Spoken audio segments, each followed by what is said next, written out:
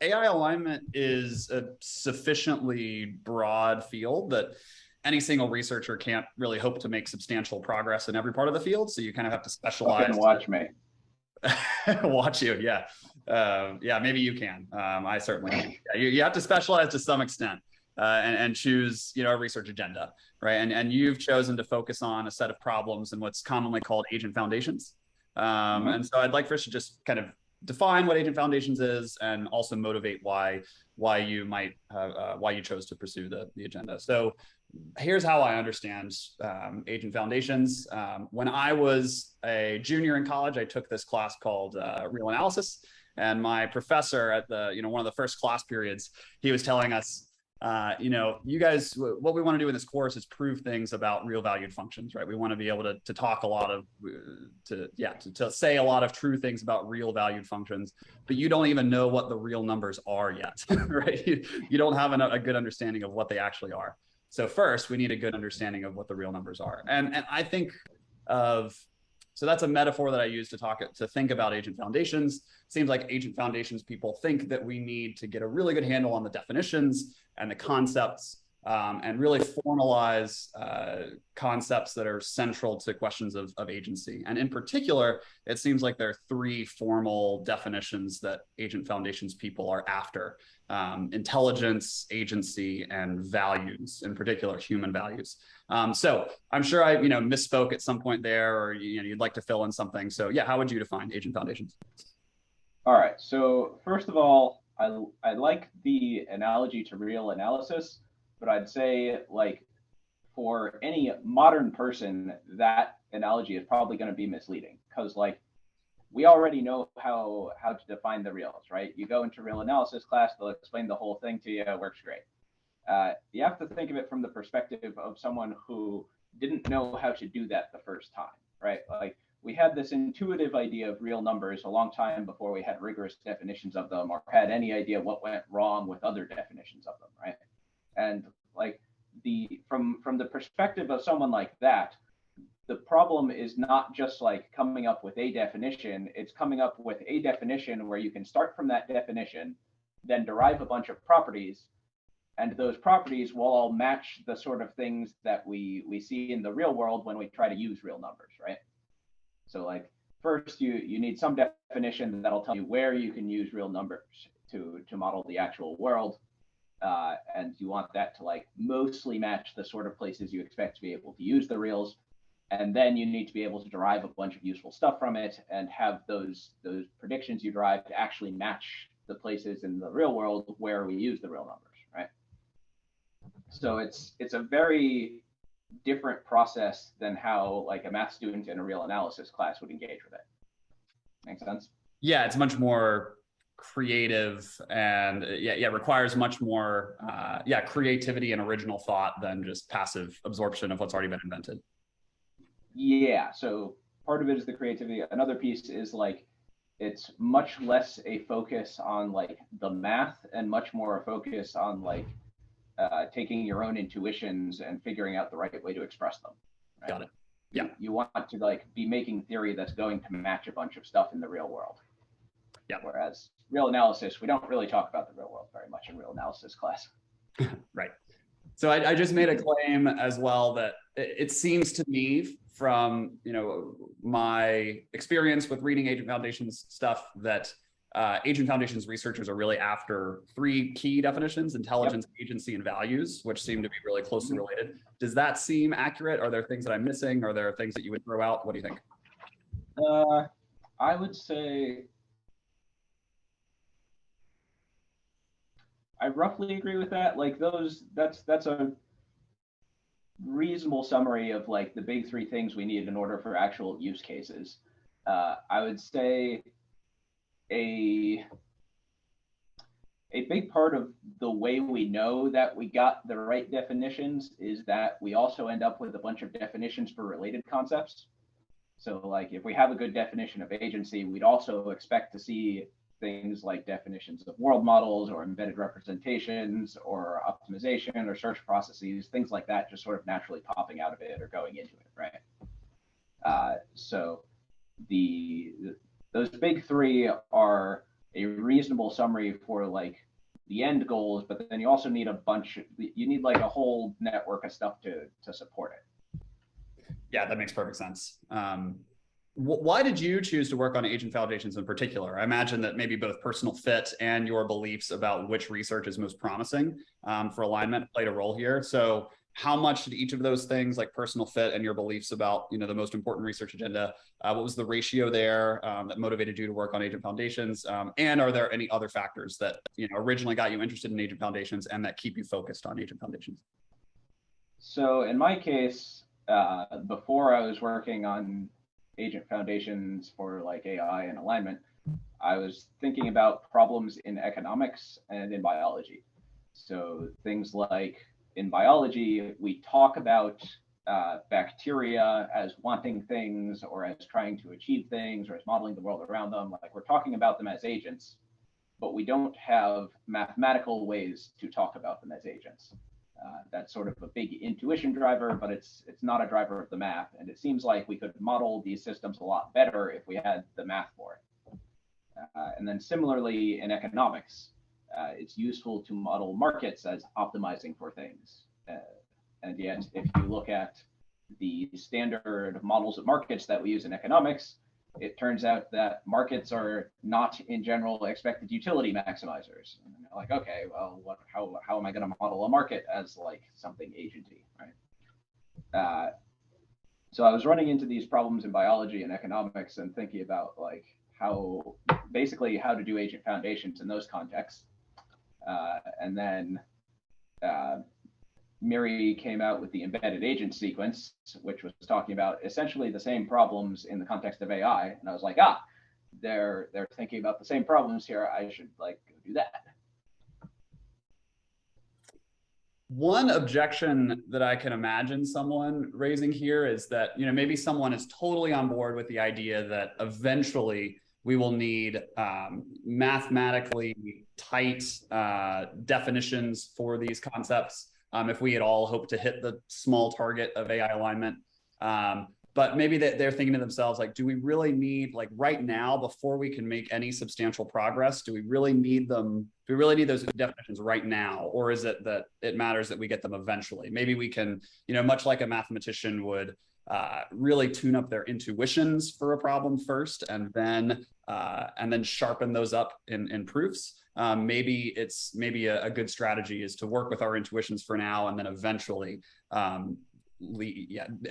will lead to formal definitions. Why might that not work? Why do we need the formal definitions like all the way toward the finish line? So two answers to that. So for an analogy here, think about like information theory. So information theory was like one of the closest analogies we have for what we want to do with agent foundations, but like it was specifically for information and communication, right? And if you think about like how much impact does work have on our understanding of information and communication, basically everything before information theory mattered mostly insofar as it got us to figure out information theory, right? Like we just like really didn't have a clue what was going on before that. We were just sort of hacking stuff together. It kind of worked sometimes, but like we really didn't understand what was going on. Like we had some, like you can use correlations, for instance, to measure information, and like people would use correlations to like analyze telephone systems, right?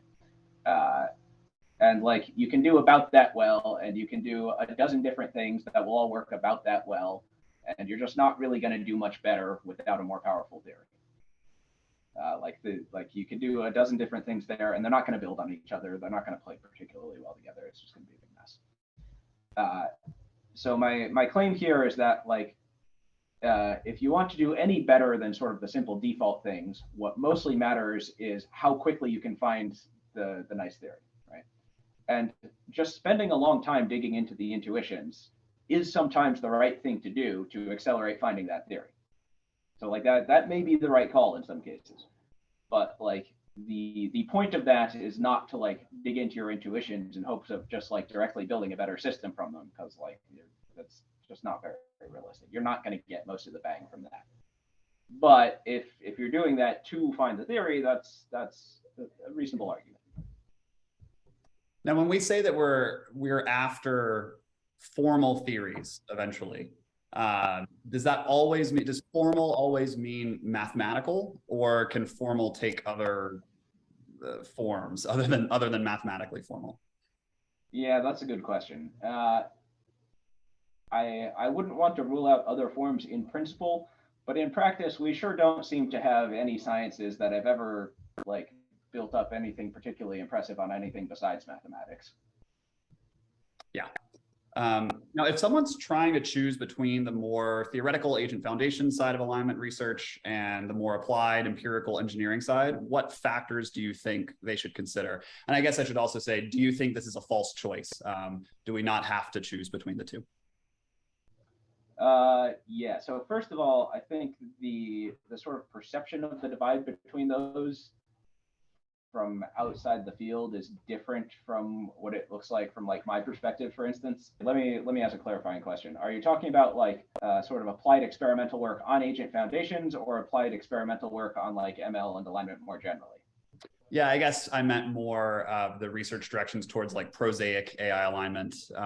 Yeah, like working with large language models, stuff, the type of things that Redwood and Anthropic are doing.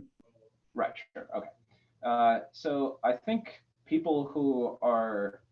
most people who are working on like prosaic alignment models are mostly working on those rather than agent foundations, just because they have absolutely no idea how to make any progress on agent foundations by doing empirical work, right? And like, insofar as that's true, like if you just aren't going to be able to make any progress on agent foundations, you have no idea where to start, then like, whatever, I guess. There's not much point to working on it, right? Like, I'd certainly hope that people actually go try it for a bit and see if they like actually can't make any progress. But like, you know, if you can't make any progress, then there's not much point working on it. Certainly, I think for people who could work on either, they're just like far better served by working on agent foundations work. And that doesn't necessarily mean doing pure theory work. Like there's lots of space for experimental stuff in agent foundations. So in addition to yourself, another prominent agent foundations researcher is Vanessa Coastler, and she works on her own kind of sub-agenda within agent foundations that she calls the learning theoretic alignment agenda. So she also strongly believes that we need a formal mathematical theory of intelligence and values in order to make progress on alignment. And in particular, she's after a universal theory of reinforcement learning that corrects some of the imperfections of ICSE, and to be able to prove formal safety guarantees for specific algorithms within her learning theoretic, within her universal theory of reinforcement learning. Is this roughly what you understand Vanessa's agenda to be, or have I misspoken anywhere? So Vanessa's agenda has like evolved a fair bit over time, and like I think the starting point for infrabayesianism was a bit different from what you're currently describing, at least as I understand it. But we'll probably get into some of that on further questions. Just speaking about her broad agenda for now, what are your thoughts on the way that she is attacking this problem? All right. Well, I guess we'll go into the history now then. So first of all, this is all my understanding. Like I like have engaged with this somewhat, but like I haven't gone super deep into every single piece. So like take it all with lots of salt. So when Vanessa first started working on infrabayesianism, the main motivation, as I understand it, was dealing with things like the grain of truth problem, things like traps. Now at the time, Vanessa was arguing that these were like particularly central problems to alignment. I think that's basically just wrong. Like traps and grain of truth, like these are things you have to deal with at some point along the way, but I don't think they're particularly central to the alignment problem. And I think the methods of infrabayesianism were sort of optimized for those problems and like aren't particularly useful for the more central problems of alignment. Now, since then, Vanessa's sort of shifted to working on other things, which I think are potentially more central. So for instance, our work with the bridge law was like getting at a much more central piece of the puzzle. And that was formulated in terms of infrabayesianism, but I think it didn't really need to be. Like the sort of core ideas that were going on there were things which you probably could have formulated just fine in an ordinary Bayesian framework. Got it. Why do you have a sense of why Vanessa thinks that non-realizability and related problems are central to agent foundations? Yeah. So part of this here, I think, is like history with Miri.